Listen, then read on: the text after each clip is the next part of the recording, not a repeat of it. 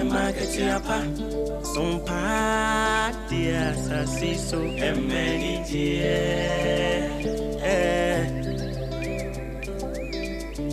Ajuma yesini ni aketienti usumwa sumyo abune bema wanya aketiapa ewa sasiso Ewiasim mubasum na wansum ye dia fanyina masa wansum bisa usum ye maketiapo eni enije ti sompa die emaketiapa sompa dia sasiso emenije Sompa FM Sompa TV maketiapo sompa die emenije Chimwa fidi ene to Sompa FM and TV Nebema weni jie Eni aketiapa Nebema weni jio Sabra bwe mo dajini Di natural suna udie unya Nebema weni jie Naketiapa nso kamu Ema aketiapa Papa wa fidi ene to Sompa FM and TV Why?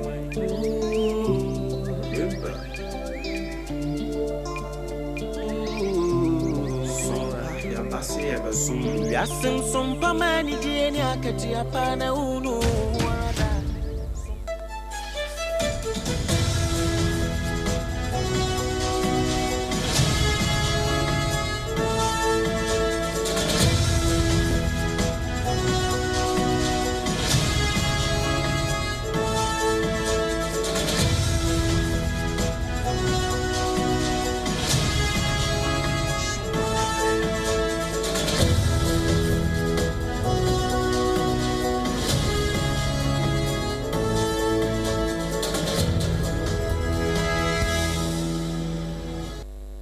Ghana de shimama nyame asramwo wei anadara de aye yama nyina muajo ananso biem yatenase July bosunda to so de no so kakra twedi ampo no wanya ya bro ogusuada adie twa na sa aseda ankanedi ananso yabo nsema wodo pi no ano a yede free Sompa 106.5 Sompa 106.5 Accra yede baba somona kase boyfri ha abafa Sompa free kase ya wasantemantamu 93.1 FB ayuko 100.9 and what you know wakwa domata kwata krate sunyane kingdom anu o mankasi me wonyina dakase boy yetam de koda na sunu tuning radio nso ara Sompa 106.5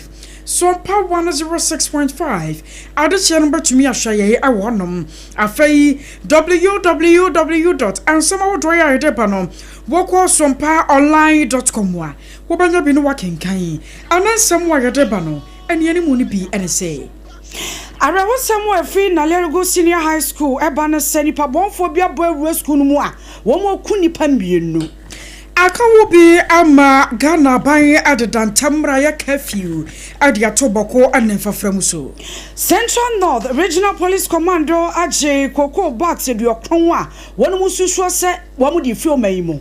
Aya se Ghana ba de ngoro so de yakoma so ye papa na mo boko heman lo wada nchiramansini mu a arawo sem bia koso ehwo no anya sem ketoma na 2024 presidential aspirant yewra kwajo poku enei wose communicators no say ya wo mo nsem a wo mo nka ne yie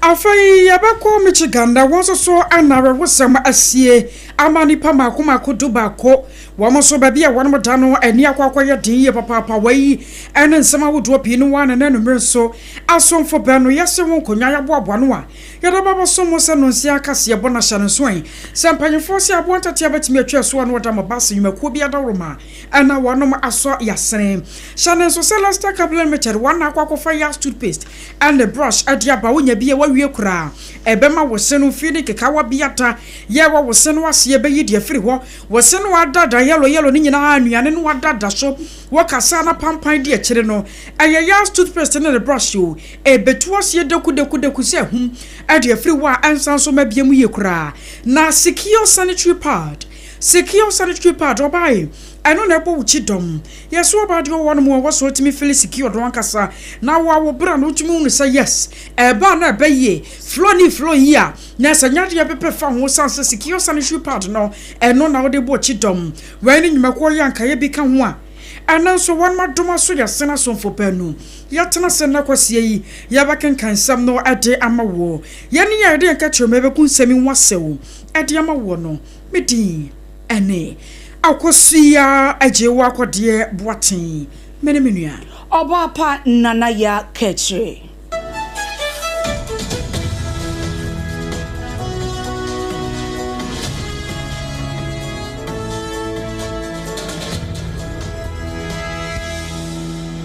Arishmama yeshe ensem nasi a yemfa reho sem yenhyase ye kwakopiemu ewo Naliergu Senior High School ewo etifi epoye mantemo na reho sebo efiwo eba ne se eno ada enipa bonfo bi kopiemu ewo school no mu a ene ewo mu tutu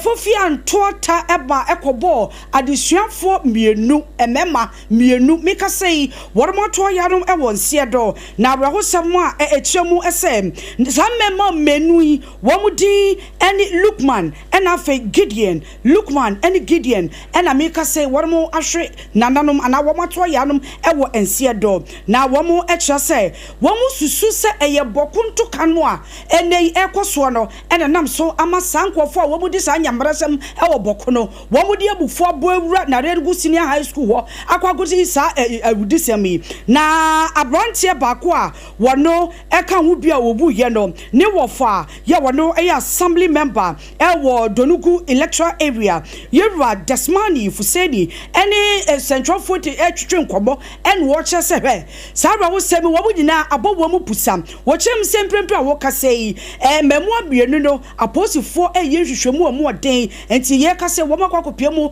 ewa yasabia de wo se aposifo hwemo wo mo ye no wo mu gusu a wo mo na eno edanchan a aposifo so hwehwemu omo den de afa sankofo a wo mu kodi sanyambrasemu a enam so ama ememu amienu adesuafo ya wo mu ewo Naliergu Senior High School ato yanom ewo nsiede no Abusuakusuo da jinasara wasemu a asie woboko ne fafram wo eho na anam so makrata tenten fi abankasie mu apiedwa na akrata na ba no nyina da fa boko nsansam ya ho ye nei adesuafo mienu wonom so ahwere wonom kwa ya yenka omanfo ya wani chebi na santemantamu nsuso aye asenwase ne fafram wo ewo so nipa mienu wonom chi na nanom wansie do nipa bonfo kobo wonom tu a yesu so sare nyina da anam boko nsansam mu enam na kwakoba na boko asemi ba yempanyufo twetworo ya won masode agiremuo na womde duku abo won mo yamuo ebi so kura twantoma sisi wo kokoso na won mo hwasa ne ba na asombie ba ya adwuma nyansam keto makura na ye nka nko akira santimawura otikra ne bra ngomo so tumfo se tutu ye wotoso mienu wono kura de na si fam afrafa nunu mienu ahwe sanka asombie ba ya adwuma na so obi ntumi hunu de akote bayira ho mamu a amana ntumi amakase ni pabofo bi omo de agase wo mo nya omadwene kura sa wo mo pa asomdwe awo magane mu no wo mo da so anenam kuntuna se a wodi abonefosam anam so makrata na ba ye no owura Felix Ofosu kwache wo yemrahye medwani wono akwa yasan so kasare mama mpanyina tena ye an wode krata ne pie dwa ne nsa ahyase won mu kire mu a na se Ghana no ye free peacekeeping a ye hwe se betumi aye adwuma awo boko se asomdwe a aban na pese koso wo boko no se ye free ho kura na nwom de aduru so ne ye se ye behye womanfo ya womwo boko ne faframuo no ama wom nyina atumi yedi so sane ebe na asomdwe mapa ebetumi aye adwuma wom kirem se nei sane ye sane wasese na se koba no so womanfo no de wonmotia ne curfew dia ene na Ghana ba so bepusu wonmo ho won ba kire wom se sabi woma no nya wonmo nko adea na wom abesai Ghana ya asomdwe ayewo ewo mayimu anam so ama ene wonmo hye Ghana Armed Forces woma Ghana Sarfo adwumako no se wom nkobom pempene ne kire yata eni kwansa matena so kura ma ade asa wo se ne ya kenkan krata yi wo mu otido wo ko boko ho ekokoro se asomdue mapa Ghana ye hwehwe no yensa betumi aka amana ye na nipa bonfo hwehwe kuntu ase no emra betumi ne safo no wadie amano ajeje na krata ne mu no ana won mafa sa akonya no so ye wo bo asantema wuraba so atro se waye ade ye pa se asam ne ba ye no kra no se bi o wanka se wono de asante ade hye nti no wote ase nam so nti wo hwe no aka no nko ane de no wadi ne lemu na mom wo hwe ye se wo be fra fa no no mienu nyina ya we no kra na nka asomdua ye adwuma wi a wo be ntumi hunu ba bi asa no yoma we asase abobo firi ba nipa bonfo bi hye kuntu na se ya wo so asase edi se adwuma yi na ne nyina kanfo no wo mo bo na ba so ye papa se watu na mo soronko a ete saa na oguso da eye bi edeboa afei Ghana ban kire se curfew no wa mo de aba no woni a wani suo emra ne ubedi ni asrafo dom wo mo kode wo mo nka se jase BBC na momu nia wo kwaye asobra che na BBC a na se wara o wara na se ne mu nsansam esitie no se yi na wormabo mu amane asoye a ehwefisam ne amanyo wo nsam so Ministry of Interior na kire se boko nararugu ane enkuronkura wodro ye twa boko wo hye nyina no ena daduan awia 2 pm ena hyase ento ankopim nyame ya domu a adechia 6 am ena wo so mu sore enti nyambo a wochina won beda awia no mienu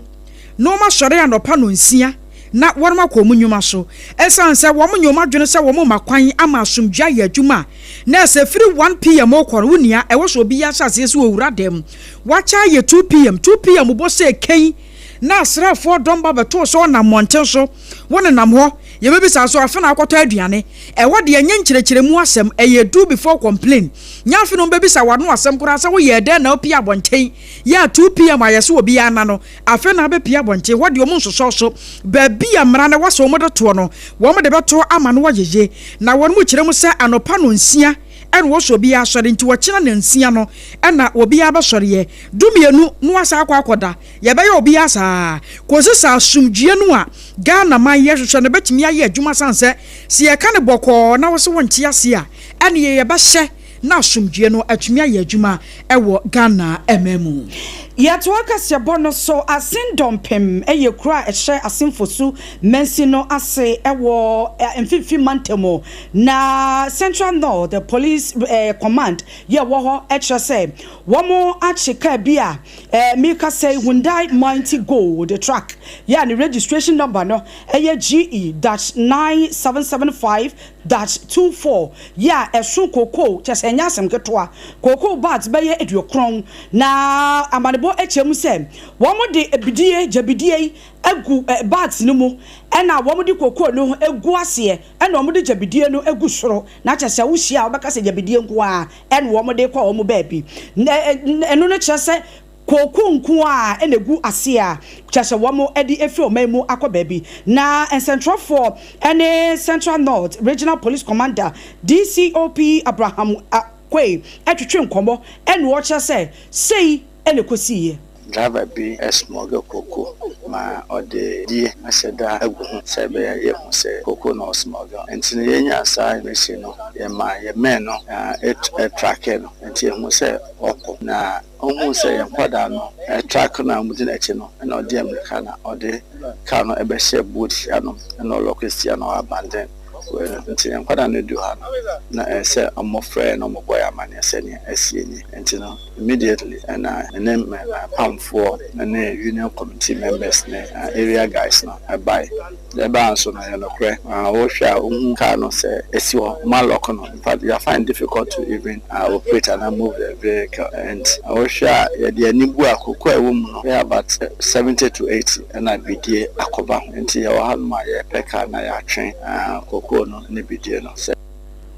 DCOP Abraham Akwe eye Central North Regional Police Commander na wakasewie yape na ora Emmanuel Bright Bedu wono eye Community Cocoa Health Extension Officer e wasimfosu ya wono anesi Ghana Cocoa Board anemu e wasimfosu wa wode aseda pese kwadema DCOP se wayade pa wone nedwumekuo no wonma bo edwuma pa se womotimi agi cocoa bat no e free track ninsem police for na yade kankan o mo nse uniform na in fact mo say o mu ya tip off anti no mo so mo di echira na aka ho ba chi o mo no nti me so esi enso ma bo me panyini amane e mo no so wate ana o ma me de pictures ase ne no nti ono so wa fra kodun kran ya o mo so o mu di echire na police for no so asem o mo nse nti e be hwe se police for no e be nhwemu enhu ma de se driver na adwa na enhu driver no so nti police for no nya driver na no a de wo bia no bi fi e be du ha no nyina o betumi a kire ti say police for na ye hwe mani Adishma mani pokasa ye ora Emmanuel Bright Bread wano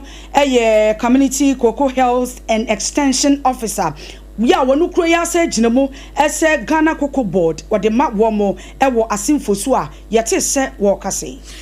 Ngoma share ya da Ghana ba kuma su ye papa pa ne okọ ma bia so a wo ma ya won matumpo na won mo ko nkan ye no aya na ngoma share de mu chinchinman na wi asem ya se biti ye binti ye na bi so kra de won mu nti ye kra ne nyina ne yesa heman lo wa danchiraman sini mu na yakwa kopie arewo sem so kokodu won mo asade mofra no wo mu si bi brefa no chese ngoma share mu no enye asem ketwa na sanka ade achie sanka nkoda be dwade yakwa kwatena classroom na won mo share de bita ewode ne de ensuo ho den nya asem keto amantia no pa no a ewo sanka nkoda ne kwa classroom koko sua de no afei na wo mo de ade asi won mu tiri so echi ne kwa pensuo ewo nkurankura wodo a etwa won mu asia we ye kwa ya rewo sem ye papa nam sunti amadare de nyina no empanyefo kire mu sanka wo sanka nkoda ba sa aduanu ene ko school a wo be kwa hwe mu namu miensa pe na classroom ho wo mo te ho wo mo kura ti wo mo ti wo kura no obi an anuoma sisi ne nche bokiti ni ade ya one more chance ye bobo mo prese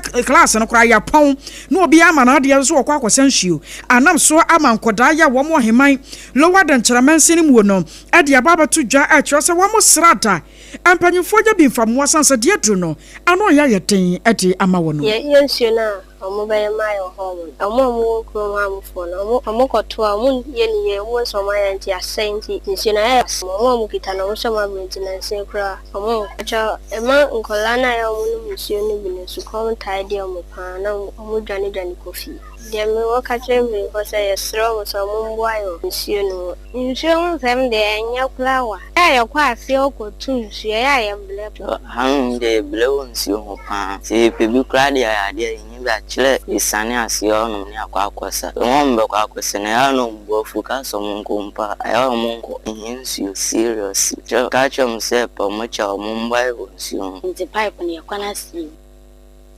I was sure where Kodani Bini at Wamonkan and watching no Hema Islamic Basic School Secretary ya one Ora Emmanuel Arthur one so at the Kakra at was so ya was and penny for so word ye or Madame Pa Wamokoto Asre Sasanka Wamu Yebi at Diabua Aman Kodana Timiania ensure Kakra Krana one man nom de be a Jadia School and Kawahu Evertima Home. Seminal a problem. CFA Hema Islamic Basic School a community school there ba zongo no anaska seminal parents and kwandi okra mobile school mun press cam de ba and I had the ana issue come near the do the dia say mukoto pure water scanning suni ho tina I just say omo falling on down for a DNA but say yawo Bura be an say boho bio school more can anytime be an about which me a crown a bottle na which me be boom show anytime be an which me issue because you know say water is life a problem can see a pan issue account never can't try Kima Company Limited and then become and say it almost say I was sure where I Hema Islamic Basic School ya wo no mo na yete empanyefo enka ani adesuafo na mane boy ba wa beridu ana ade ebesom ye Yeto akasia bono eso na emfempi mienu nu eduonu endan opanyi baako a na opese otu franka edema MPP amenyoko no eye yewra kwaku poku na wababonti de atudwa se communicators wana wakwa fidie so kwa kasadema parties abodo a ewo omei emu no wacha se womu niwu kwan se ukotena fidie so wo kasa se ebia opanyi bia ye bone wadiska wo edwumekuo bi mu waye bibi na se ebia ban no ensa ehwehwe no a wo communicator no ubegiram se o ka bi dia ma no wo se eba de sa no a eya na ye ni emfa ma oman ni yie eba sa no a ni egu oman no fi esan se obi ye bone a ewo se wo ka no kra no na mbra wo no ene se nipa no edi na mu be kwotena afidie so na yeka ebi ede manipa na wodi bone anase wodi omani sika no momu a eba ne sa no a eya na ha adwen. Discussing with some communicators that why do you go and defend someone, quote unquote, alleged to have done something? Why is the party defending that person? Because I think the party communication, I've been on TV and said this and I've been bashed for it. I've always said that party communication has no business. Party communicators have no business defending government infringement. So if somebody in the government have done something, let the person go through the process and be acquitted. But the problem where I said a good source should cut both ways is that the process these people are taking them through. Nipo kasa ye 2024 presidential aspirants edema MPP amanyoko no yura Kochopoku.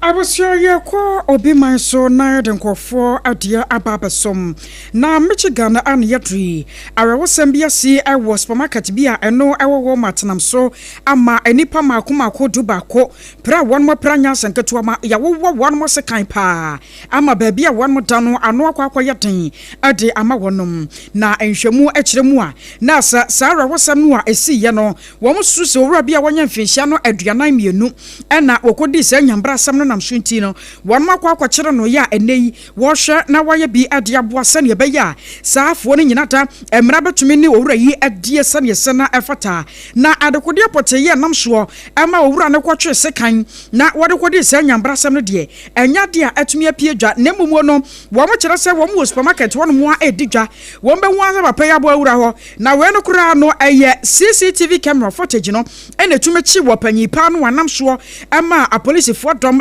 ye ne dom wa enei won matumi akire ne sa asem no anam so bi ama enei won ma hyase a wo bo aban e wo Michigan enne fafra mu sane be ya sa asemi ne nsa so bi entumi ensi ebiem wotie no no sia ka se bo for Sompa 106.5 Accra Leicester Complimented what the toothpaste and the brush and na ataye chie wonya bia wawie kura sansa eya pose papa de ho dwo de beboa wo ebema watumi asipi no wasita e wankasa woni paduam yes toothpaste and the brush and na ebusua ye kan for ade amawo wo kwa doma so ba bia wo banya bi no wato free e was 0501 61 9588 050161 9588 and 0501 390338 na time haba meshanie aya time haba mesha TIME time waposo na yoja aduane to wonu ma wontumi ni malaria ana ate waposo da bi malaria de ne kwasa etimeje wotena so na achi wada wokadam sa ebusua wo ya time haba mesha wate aduro krogen aduro a eho tie na wodwo ne yagye to mu Food and Drugs Authority the woman stamp was to say eje na your time HH mixture and the capsules and also wadwama so wo ba na ba ma ye wo mu ana rashes bi na ba be go ahimfio mo ne kɔ wodwo nso na wote ye wo mi system no aye week ebo won kaye hyase pedro nom time HH mixture and the capsules any adukrogen ye betumi aboa wo eye mama ye mama 0244 417 669 0244 417 na yava sedani biam emma midima for herbal center time da so nie wasemi kan cho se what the time emre ebeto yade so emre bi ode mamo no sa mre no so a oyade na ebetu se hu be bia tu afa enti bomode ase yade bia hawo se kranko yade wako a enye yie bomode akfa kopiem ewo midima for herbal center na wontu ase mfa ma se ye stroke asisi yade na afa kotodweta ye ya pa ene ye ma menu okọ baby kakra bi osimi kotodwe yi o enu ara ne beko wom dabi ojefo no eye midimafo herbal center ko no fa mbre fanto wo yade no so kotodwe no so na ne nyina ntimi entu ase mfa ma diabetes and afa hypertension kidney failure chase obrebo mu osamu yade no eno wari waduro ewo ho a wode kan wa ho beto wontem be ma ne oba mu ntimi enwo no wo se ene de eye obetwa ne tekra e de amawo bomode na kwaje ba no wahi na yemfa entwa wompo so obi ba ne de twa wompo se wo so wo de ne yehwe mesra ko time time midimafo herbal center ho no mo na kwaje ebani bi fa to nanse eno edanche typhoid fever na fe eti de yade no edro so me dofo e won dodro utie me anwumere won dodro ne ma nkoyi won peri utimi say yes o yare nanso hu yade kro dwane twamrika ekomidimafo herbal center Dr. Time da so honobo na wontu ase emfa emmao ye twa kwan ye wakra pokwase mayira ena afei okokuma senso agogo ye ne government school no ena edi enhwani mo eya afrefra obetimi afre no wo 0244774282 ana 0500727215 na one midimafo herbal center Time da so eni enkomo yamfa accident biam Emma Techno Spark 40 series. One say we are na make catch say phone bi wo hono mu a ehwefo mu a obefa no na chese nu mu nyina etutu waboka e ka ba no but onya Techno Spark 40 series e use e bofo mu a obefa wade e obefa bibia kra nya no screen no se de tie no saa e na ebeyo no eno na me yusu eno na akwade ensu yusu obi ayusu bi wo fia enti se wonya be yusu ya bomodin a wo perform papa de a eye Techno Spark 40 series me don for e ko Techno stores bia ye wo maimo wo benya ebi ato ananse wo betimi akọ Instagram ai oko at Techno Mobile Ghana and afa TikTok nso wo behu yen e wo Techno Mobile Ghana na Techno Ghana wo benya ye e wo TikTok de enya no se wo be frɛ ye ewo 0303980205 na woni mpenfo eni enkomo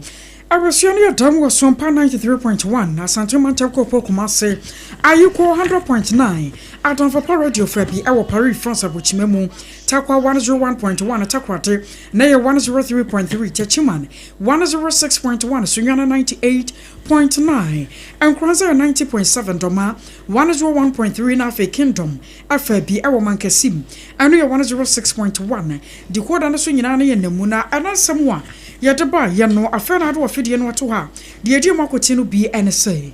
ye kopia mu na Lergo Senior High School no abahosemo e ba ne senipa bonfo bia boy rural school no mu abika sei wo matututuo ememu amienu adesuafo wo mahwere wo nkwa sanso na Ghana ba dia ba se ne wo de curfew dantamra atoboko enfafrem so Central North Regional Police Command one watch a track bia esunkoko bags beye edokron one watch efri wonsem na madron chaka kwaya amodi abano ye mo ba mienu bi so emfa Rahim ranking adienie eno se wo hwe news no live pa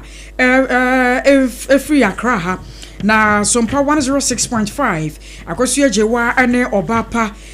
papa bi na in fact yekum nipa adehia yekunkum womo ena mahensamo mansotwe ne ade na yade ha atwe ne ye papa apa na se ya agensamo wabasere mampanyini se wonfa na nan NCFM na na kwam wabo ate ablekuma central ne de na odi free ena se mampanyi ro tonto mani mahama wala mafa na sifo na bokonsansamo no ya agensamo ye papa wachia adwenkase ye rajon board national chairman hofo NPP amanyoko no ana aya commensa plateau waso wo hwe free dome plateau wono mo a enchiakese ma adwenkase John Boadu ana chairman divine ni nyinata wochia wo mo Rahim ranking krona wasade biaba ana wose ye ankwa no ma mede mekrabo afode ampa me ye ne matumi membra so na mekọ wose iwei dade lumba na boy yo na yara wosam sampa waye de obetumi nyina ne mra so ye no wagya wo edekọ wei ana messages kakra ya kankan e wo Facebook no so adiama mo ye no a ya batena second kan sami ayeme akosua ajewa akode boaten